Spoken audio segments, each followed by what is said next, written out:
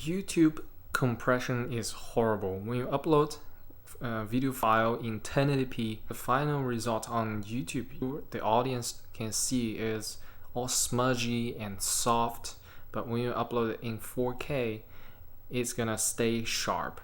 I don't know if it's YouTube trying to save space or something. If you upload 1080p video in 4K, you upscale the 1080p video into 4K and then upload it, and you can benefit a lot because you will suffer much less compression and you get much cleaner images. So I'm going to show you some comparison footage from different videos of mine uploaded in different formats.